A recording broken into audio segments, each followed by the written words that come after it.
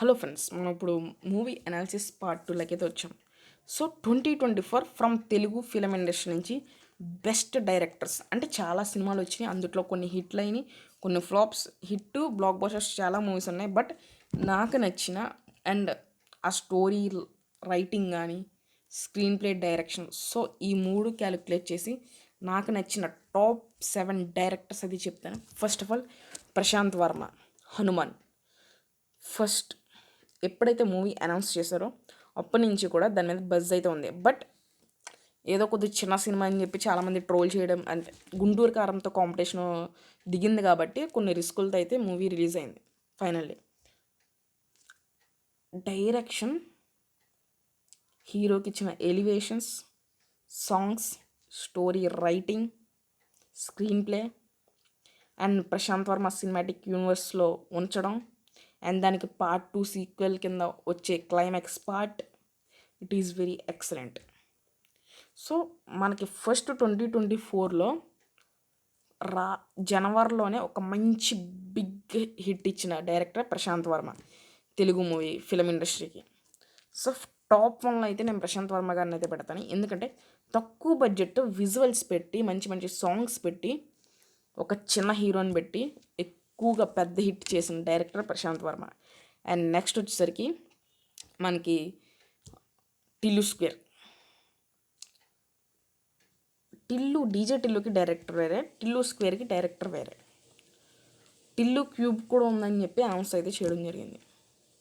So Tillu స్క్వేర్కి already ముందర DJ Tillu ఉంది కాబట్టి దాని హైప్ కూడా ఉంది కాబట్టి స్టోరీ కూడా బాగుంది. సో దాన్ని పెద్ద హిట్ అయితే అవ్వడం జరిగింది. చిన్న సినిమా బిగ్ హిట్. సో మనకి ఇంకా డైరెక్టర్స్లో నాగశ్విన్, జూన్. సో కల్కి 2898 AD 3 years అయితే టైం తీసుకొని అయితే మూవీ అయితే రిలీజ్ చేయడం జరిగింది. సో మూవీ అనౌన్స్ చేసిన గాయించి ఒక సైన్స్ ఫిక్షన్ మూవీ, అందులో మైథాలజికల్ టచ్ ఉంటుంది అండ్ మహాభారతం టచ్ ఉంటుంది అని చెప్పి చెప్పుకుంటూ వచ్చారు 3 years నుంచి కూడా. సో బడ్జెట్ అనేది 600 crores పెట్టడం వల్ల చాలామంది ప్రొడ్యూసర్లు కానీ బయట ఆడియన్స్ కానీ కూడా భయపడ్డారు. ఎందుకంటే ఒక మూవీకి 600 కోట్లు పెట్టడం వల్ల అది సినిమా ఎటువంటి తేడా వచ్చిందంటే ఈ రోజుల్లో ప్రాఫిట్స్లోకి వెళ్ళడం చాలా కష్టం అయిపోయింది. సో అదే భయంతో కొన్నారు, రిలీజ్ చేశారు. సో మంచి హిట్ అయింది. 1100 కోట్లు అయితే వచ్చింది. అంటే దాదాపుగా ఇంకొక 500 కోట్లు అయితే లాభం వచ్చింది మూవీకి. ఆ లాభంలో కూడా మళ్ళీ మనకి కొన్ని హీరోకి వెళ్ళిపోతే ప్రొడ్యూసర్లకి తక్కువ వస్తుంది, మిగతా డిస్ట్రిబ్యూటర్స్కి చాలామందికి మనీ అయితే వెళ్ళిపోతుంది, ప్రాఫిట్స్ వస్తాయి.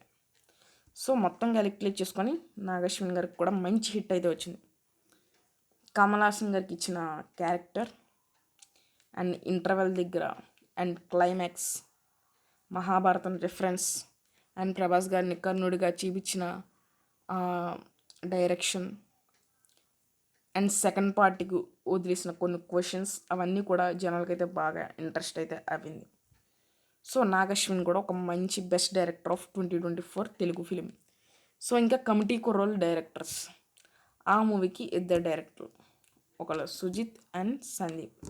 సో వీళ్ళిద్దరూ కూడా ఒక క్యాజువల్గా మన చిన్నతనంలో ఏం జరిగాయి, అప్పుల్లో ఫ్రెండ్స్ ఎలా ఉండేవారు, గేమ్స్ ఏంటి అని ఒక సింపుల్ స్టోరీ తీసుకొని ఒక విలేజ్ బ్యాక్డ్రాప్లో ఒక జాతరతో మొదలయ్యి అలా పాలిటిక్స్లోకి ఎంటర్ చేసి సినిమా అనేది ఎండ్ చేశారు. సో ఈజీగా మొదలుపెట్టారు సినిమా అనేది. సో స్టోరీ రైటింగ్ అనేది అది ఈజీగానే ఉంది. సో తీయడంలో కష్టం ఉంటుంది, బట్ సింపుల్గా ఎటువంటి డిస్టర్బెన్సెస్ లేకుండా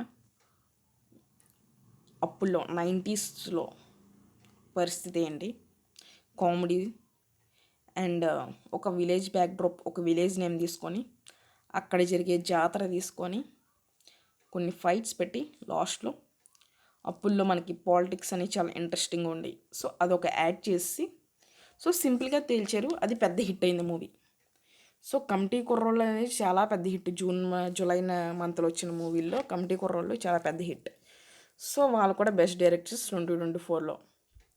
ఇంకా మనకి కొరటాల శివ గారు. సో కొరటాల శివ గారు first of all Acharya flop తీశారు. మంచి మూవీస్ తీసే డైరెక్టర్ ఒకేసారి ఫ్లాప్ మూవీ తీయడం వల్ల ఎన్టీఆర్ ఫ్యాన్స్ కొంచెం అయితే భయపడ్డారు, దేవరా పార్ట్ 1 ఎలా తీస్తారు ఏంటనేది. బట్ దేవరా పార్ట్ 1 అనేది కొంచెం ఫ్యాన్స్కి అయితే నచ్చింది, బట్ అంత బీభత్సంగా అయితే నచ్చలే. సో కొరటాల శివ గారు అయితే కొంచెం అంటే ఇదివరకు మిర్చి కానీ, భరత్ అనే జనతా గ్యారేజ్ అండ్ మనకి శ్రీమంతుడు అంత టైప్ మూవీ కాదు. యునానిమస్ అవన్నీ యునానిమస్ బ్లాక్ బాస్టర్లో బీభత్సం 100 కోట్లు 200 కోట్లు వచ్చేసినాయి ఓన్లీ తెలుగు లాంగ్వేజ్లోనే. సో దానంత పెద్ద హిట్ కాదు దేవర. సో బాగుంది. Main points Anirudh music and NTR యాక్టింగ్తో మూవీ అనేది పీక్స్కి వెళ్ళిపోయింది. సో ఈయన్ని బెస్ట్ డైరెక్టర్ అని అనొచ్చు. అంటే 100% నేను చెప్పను బెస్ట్ డైరెక్టర్ అని 2024లో. జస్ట్ ఒక మంచి మూవీ అయితే ఇచ్చారు సెప్టెంబర్ మంత్లో. సో ఇంక మనం అక్టోబర్ మంత్ కా మూవీ చెప్పేసానుగా, ఒక మంచి movie. So biggest block buster అయితే అందించారు కిరణ్ అబ్బవరం గారికి, బ్యాక్ టు బ్యాక్ ఫ్లాప్స్తో ఉండడం వల్ల. సో మంచి కాన్సెప్ట్ తీసుకొని స్క్రీన్ ప్లే చేసిన విధానంలో, స్టోరీ రైటింగ్లో, ప్రొడక్షన్ వాల్యూస్ అవన్నీ కలుపుకొని మంచిగా అయితే అవుట్పుట్ అయితే వద్దాడు డైరెక్టర్. సో చాలా పెద్ద హిట్ అయితే అయింది. సో నెక్స్ట్ ఇంకా last movie Pushpa 2 the rule. Sukumar గారు ఎప్పటి నుంచో మూవీస్ అన్నీ కూడా హిట్స్, ఆయన మీద నమ్మకం ఉంది. ఎలాగో పుష్ప 1 పెద్ద హిట్ అయింది, పుష్ప 2 లో హిట్ అవుతుందని చెప్పి అందరూ ఎక్స్పెక్టేషన్స్ పెంచేసుకున్నారు. అలాగే మూవీ కూడా రిలీజ్ చేయడం జరిగింది. బీభత్సమైన హిట్ అయితే అయ్యింది పుష్ప 2 ది రూల్.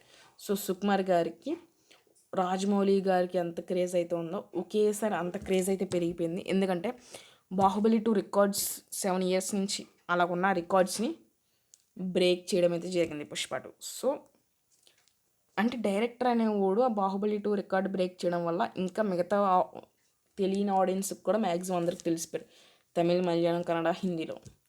సో ఆయన మళ్ళీ మారుమోగుతారు సుకుమార్ గారు. So 2024 best directors from Telugu film industry Prashanth Varma and Nag Ashwin and Sujith N Sandeep and Sukumar గారు అండ్ మనకి ఇంకా Venky Atluri, lucky Bhaskar movie. So Koratala Shiva వీళ్ళందరూ కూడా 2024లో ఒక మంచి మూవీస్ అయితే ఇవ్వడం జరిగింది from Telugu film industry. Tamil, Malayalam కూడా మంచి మంచి మూవీస్ వచ్చాయి. సో ఇది తెలుగు మూవీస్ లిస్ట్ కాబట్టి సో ఒక మంచి మూవీస్ అయితే మనకి ఆడియన్స్కి అయితే అందించడం జరిగింది. సో ఈ మూవీస్లో మీకు ఏ మూవీ బాగా నచ్చింది, ఏ movie story, screenplay, direction బాగా నచ్చిందో కామెంట్ చేయండి. సో అప్పుడు ఒక లైక్ చేయండి, షేర్ చేయండి, సబ్స్క్రైబ్ చేయండి. Thank you all.